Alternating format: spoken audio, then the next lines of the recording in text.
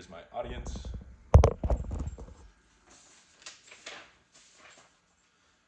Most people are indifferent when I tell them I'm Irish.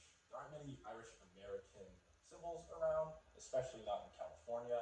People don't get Irish takeout, or buy an Irish rug, or see Irish flags waving in the sky. So when St. Patrick's Day comes around, I'm excited to celebrate my heritage.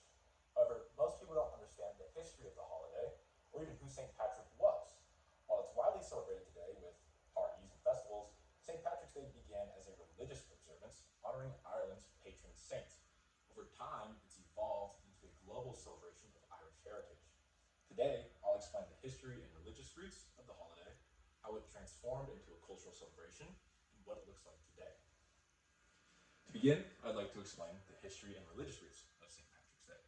St. Patrick was actually not Irish originally. He was born in Roman Britain, but he was kidnapped as a teenager and taken to Ireland as a slave.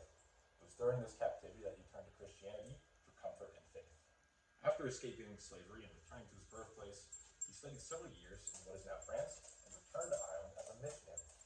He's credited with spreading Christianity throughout Ireland, which was largely pagan previously, and used symbols like the shamrock to explain the concept of the Holy Trinity. St. Patrick's Day was originally established as a religious feast day, and a popular myth is that it celebrates him chasing snakes out of Ireland into the sea. Really, it commemorates his death, March 17th. The day was traditionally observed with church services and modest celebrations. So with the religious origins in mind, I'll now discuss how St. Patrick's Day transformed into a cultural celebration. Large waves of Irish immigrants came to countries like the United States in the 19th century, and they used the holiday to celebrate their heritage and identity. Public celebrations began to grow in scale and visibility, and the first St. Patrick's Day parades were actually held outside of Ireland. Cities like Boston and New York became known for their large celebrations. The holiday gradually became less religious and more cultural. Traditions expanded to include music, dancing, and public festivities, and non-Irish people also began participating in celebrations. Finally, I'll explain what St. Patrick's Day looks like today.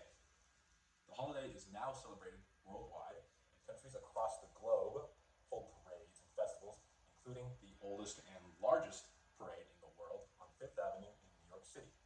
Major landmarks are often colored green to honor the holiday, like the Chicago River. Common traditions today include wearing green and displaying shamrocks.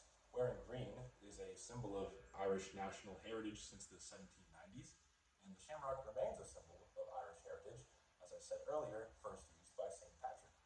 The holiday now emphasizes cultural pride and community.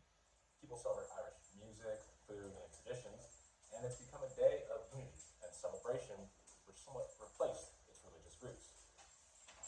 So I hope you've got a good idea about the history of St. Patrick's Day.